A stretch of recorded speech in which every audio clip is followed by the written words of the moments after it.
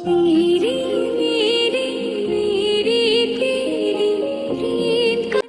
নিয়েছেন ফসলের জমিগুলোর ভেতর দিয়ে হাওড়। গতকাল হাওড়ে মরা মাছ ভাসতে দেখেছি। ফসলের জমির ক্ষতি তো আপাতত চোখে দেখা যাচ্ছে না, দীর্ঘমেয়াদের জমিগুলো অনাবাদী হয়ে যাবে। আপনি আদৌ বুঝতে পারছেন আপনি পরিবেশে কত বড় ক্ষতি করছেন? আপনি এখানে দাঁড়িয়ে হাসছেন কেন? মানে বলছিলাম কি, ও আমার... হ্যাঁ জানি তো, আপনার সব থেকে ভালো কর্মচারী। তো যান সব সাফ করুন। দাঁড়িয়ে আছেন কেন?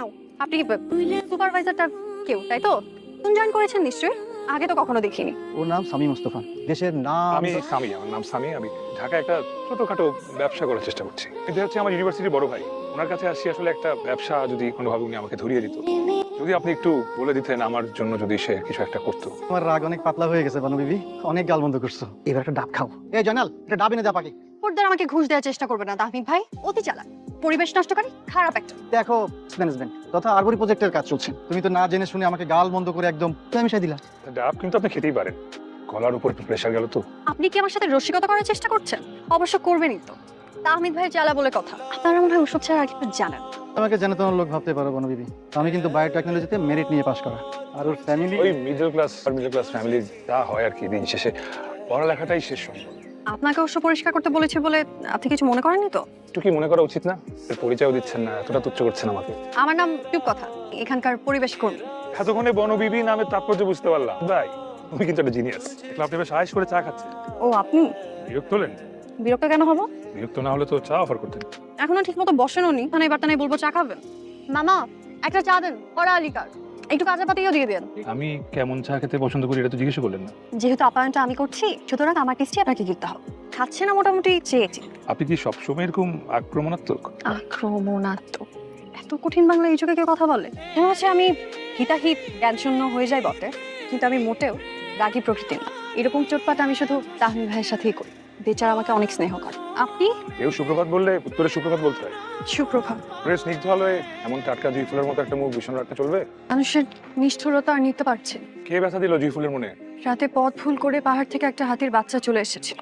গ্রামের মানুষ বাচ্চাটাকে পিটিয়ে মেরে ফেলেছে। ওর মায়ের কান্নার শব্দ এখনো পাহাড় থেকে ভেসে আসছে। আপনি গিয়েছিলেন সেখানে?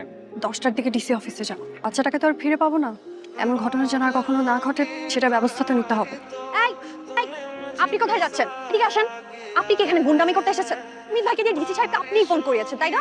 আমি কি আপনাকে বলেছি এসে করতে? ঠান্ডা বলো বিবি। কি আমাকে বনবেবি বলছেন কেন? সরি। স্বচ্ছ। জয়নাল, আপুর জন্য শরবত, মাথা খুব গরম। থাক, আর তেল দিতে হবে।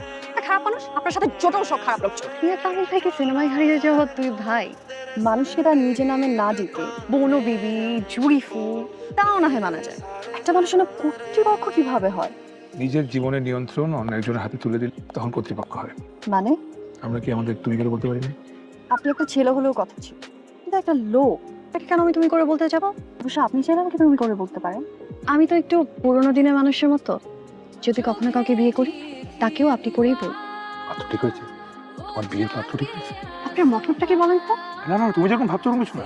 আমি ভাবছি আপনার মাথা ভাব। একটা মস্তহীন দেহের সাথে সভ্য। তোমার নতুন নাম হচ্ছে সভ্যতা।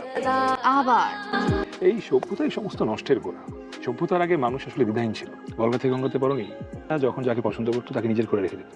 তুমি যদি নিশা হতে। তার নাম তো দিলে সভ্যতা। সভ্যতাই নাকি সব নষ্টের গোড়া। নিশা ডাকলে না হয় নিশাই। আজকে আমার বাড়ি তোমার দাও। বুঝি কি আমাকে তুমি করে ডাকছো?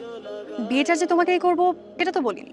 দাও পেয়েছো, সেটা ক্যান্সেল হওয়ার আগে এত প্রশ্ন বন্ধ করো। এখনো বন্ধ করো, আমার হাতটা এখনো সুস্থ আছে মাশাআল্লাহ। আমি হয়তো নিজেকে আর কখনো খুঁজেই পেতাম। অনেকগুলো বছর পর মনে হচ্ছে নিজে কিছু প্রিয়জনের সাথে কিছু প্রিয় মুহূর্ত জীবনে কতটা জরুরি। মানুষের এত অর্জন, অথচ দিন শেষে সবাই কি একা। আচ্ছা তুমি একা থাকো কেন বলো তো? ফ্যামিলি, বাবা মা, ভাই বোন। ওসব বলবো কোনো একদিন। প্রথমত আমার একটু ঢাকা যেতে হচ্ছে, সে অফিসিয়াল এজেন্সি আছে, আর মাকে তোমার কথা জানাতে হবে। Official agency? চুপ কথা, তোমার কাছ থেকে সামান্য একটু লুকিয়েছি। আমার নাম সামি মুস্তফা, আমরাবতী গ্রুপের আমার বাবা ইমরান মুস্তফা। 5 বছর আগে উনি মারা গেছে। দৈনিক আজকাল পত্রিকার প্রতিষ্ঠাতা সম্পাদক। এখানে কেন এসছো? 1968 মার্সিডিজ বেঞ্জ, প্রিটি কুল, তাই না নিকোল? কেউ তোমাকে আমার ইতিহাস ঘাটার দায়িত্ব দেয়নি। নিজের পরিচয় আড়াল করার জন্য আমি যেটা থাপ্পড় খেতে পারি, যে মানুষটা নিজের নামটা বলতে ফেলেছে তার সাথে কি করা উচিত? যেখান থেকে আমি পালিয়ে এসেছি, আমার ভালোবাসার মানুষ সে সমাজেরই প্রতিনিধি, এটা মেনে নেওয়া যায়? সেই তো টাকা পয়সা ধন দৌলত নিয়ে টানা হেঁচড়া মারামারি, লাইফ রেস অসুস্থ মানুষ সাকিচ্ছ। ওয়েট, নিজের হবু শ্বশুরকে নিয়ে আমি কোনো বাজে কথা বলতে চাই। তারপরে এই ভূমি দস্যু এগুলো আমি ডাকতে পারবো। আমার বাবা একজন সাংবাদিক ছিল, নিজের পেশাতে সৎ পথে উনি সফল হয়েছে। আর আমি সামি মুস্তফা টুকটাক রেসিং করে মোটা অঙ্কের একটা টাকা হিসেবে পাই, সম্পূর্ণ ঘাম ঝরানো টাকা। মলম বিক্রেতার মতো নিজের আর নিজের কোম্পানির পাবলিসিটি করতে কে বলেছে তোমাকে? চলো গাড়িতে ওঠো, গাড়িতে উঠে কোথায় যাবো? তোমাকে নিয়ে ব্রিজ থেকে ছাপ দিই। ওটা ব্যাড আইডিয়া। চুপ কথা কিন্তু আমার নকল নয়, এই নামে আমার নানু আমাকে ডাক। আমার কিন্তু পুরোটাই আসল।